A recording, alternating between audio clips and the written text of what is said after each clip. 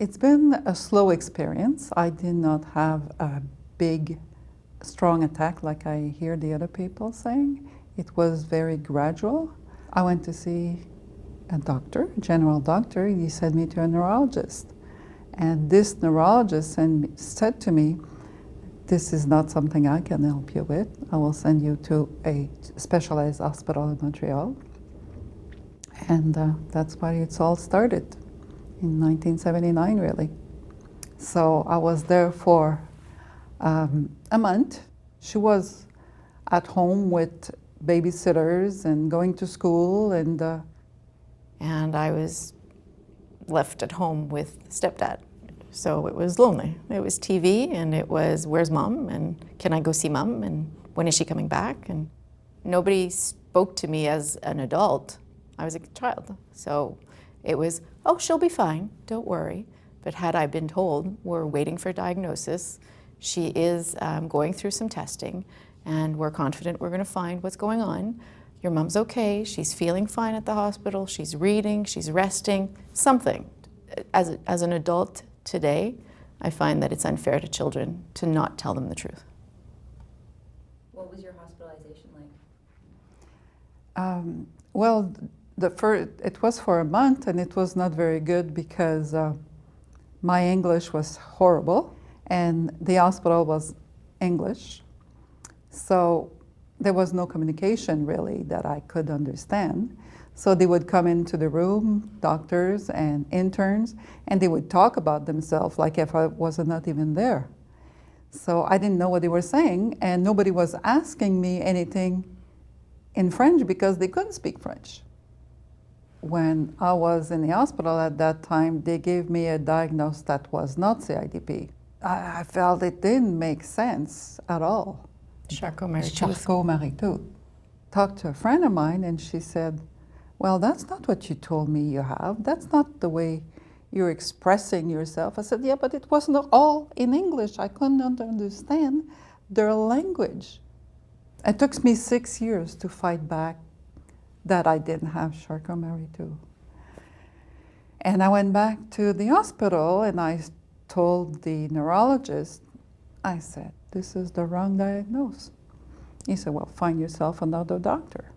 My symptoms were really getting worse. The tightness in my feet, the numbness in my legs, the numbness would travel from one leg to the next. I would wake up one morning with my arms or my hands not being able to feel anything, or my hands to be so tight that I could hardly open them. And it was the same thing with my feet. Some morning I could hardly walk. And they kept me for another month. At that time, she was like 14. I think it was the preteens, it was the teens, it was, again, lonely. And it's a period of my life that I've actually elected to forget. I don't think I would have recuperated the respect for my mother for what I felt through adolescence had there not been a diagnosis. Then they came up with the CIDP, which was, after my reading, was the right diagnosis. I felt that they had hit the nail right on the head that time. Remember, that was 1986. I was one of the few people to be diagnosed in Montreal with this condition. In Canada. In Canada. I had no treatment at the time. They gave me cortisone. Cortisone shots. When they first give you steroids, you feel like, oh wow, I have energy again. I can walk upstairs, and I was able to get a part-time job at that point because I was full of energy.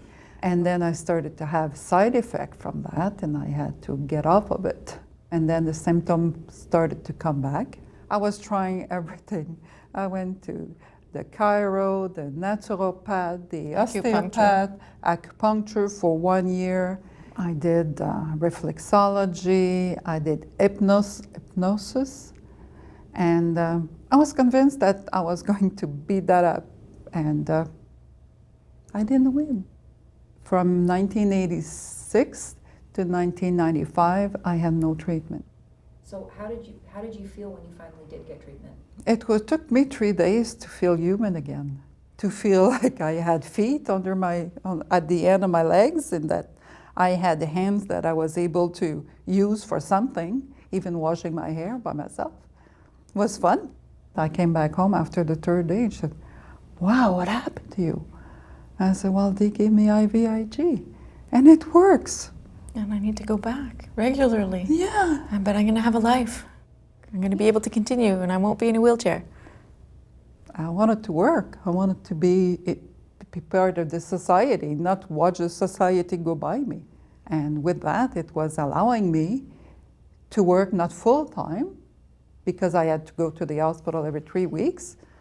But during that 3 weeks, I was human. I was functioning. I was happy. I was having fun. I was going out, and I had feet. Yeah, it was destabilizing. It was very much like, oh, Mom's back. Cool. But, oh, when she was diagnosed, she wasn't around. I wasn't a good person when she wasn't around. Ever since she's been diagnosed and knows what she has and has treatment, I have my mom back. And she helped me raise my child. And my child is a great person. She's a reflection of her grandmother. Because grandma didn't work every day from 8 to 6 like a crazy woman like I have. She was diagnosed with something that kept her from being this professional person that would concentrate only on money. She concentrated on giving good to others and appreciating life. And so she helped me raise my kid. CIDP has made me the best person I will ever be. It made me very strong, really positive. I appreciate my life. I appreciate that it didn't take me down. It brought me up. Yes, there's bumps on the road, but my bumps are not as bad as some other bumps that could have been there.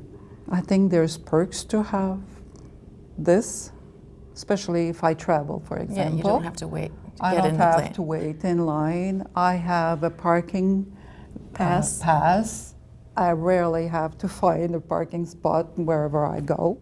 I see a lot of the positive of having that instead of seeing what can be wrong with this.